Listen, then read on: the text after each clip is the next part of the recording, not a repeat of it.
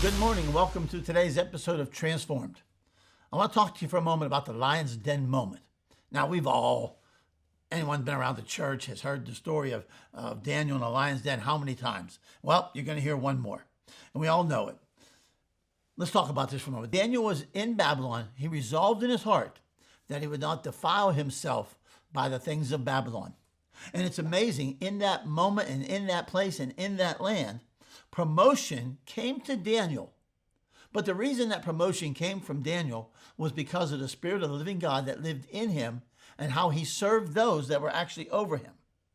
But let's talk about this moment where he ends up in the lion's den. How does this man, who at one point was promoted because of the Spirit of God in him, how does he end up in a lion's den?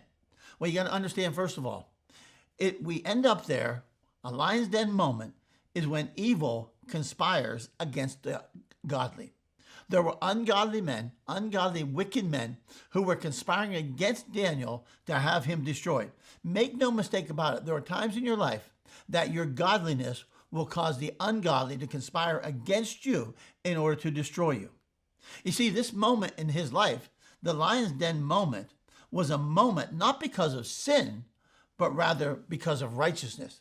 It was his righteousness that was being attacked. It was his righteousness that caused him to end up in the lion's den. Listen, if you're going to be accused of something, let it be an accusation that comes from being faithful. Let it be an accusation that comes from being faithful to God, not unfaithful. If you're going to be found guilty, be found guilty of having integrity. Be found guilty for having faith in God, right? And here's the deal. So now, because of his faithfulness, because of his integrity, they say that he can't pray anymore. He said, no, I'm going to pray. And he prays. They bring him. He's found guilty. And they throw him into that lion's den. It's amazing.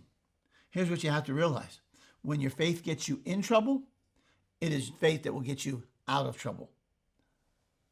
It's an amazing thing to watch.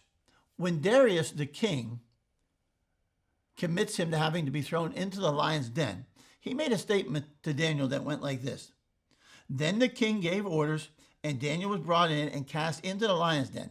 The king spoke and said to Daniel, your God, whom you constantly serve, will himself deliver you. This is the king who is committing him to the lion's den that makes a declaration to Daniel that your God's going to rescue you. It's an amazing testimony. This is not a king who served his God.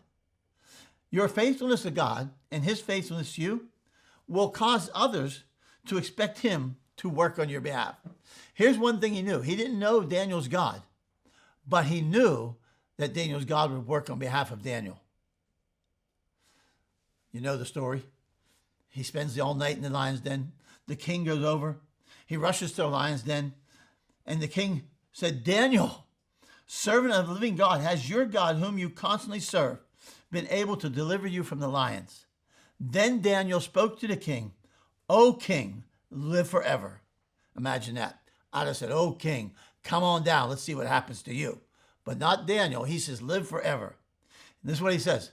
My God sent his angel and shut the lions' mouths, and they have not harmed me, because I was found innocent before him and towards you. Darius came to the lion's den. The king cried out, Daniel, has your God delivered you? Daniel says, my God has shut the lion's mouth. This is so cool. Daniel's lion's den moment became Daniel's my God moment. That became the king's your God moment. A my God moment in our life is when it can be nothing other than God. I can't take credit for it.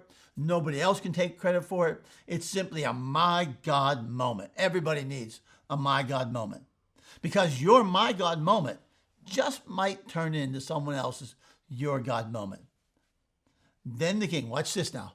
Then the king gave orders, and they brought those men who had maliciously accused Daniel, and they cast them and their children and their wives into the lion's den. Those God delivers you from, he will then deal with. The God who delivers you from your enemy is the God who will deal with your enemy. You don't need to deal with your enemy. God will. And then the last thing about this is, Darius then makes a decree. He says that in my kingdom, men are to fear and tremble before the God of Daniel. For he's the living God. He's who endures forever. And his kingdom is one which will not be destroyed.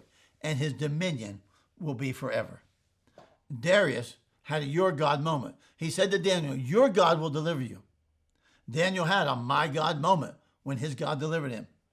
And now the kingdom had an our God moment. It's an amazing thing. Daniel's moment in the lion's den became the moment the future of the kingdom became changed. I don't know what you're going through. You might have a lion's den moment. It's a moment where you need God, and it's God alone. Maybe you got there, and I hope you got there because it's a moment of righteousness being attacked, a moment of faithfulness being attacked. Well, let me encourage you, if you're going through it, this is your my God moment, and your my God moment is from somebody else to have a your God moment. Have a great day.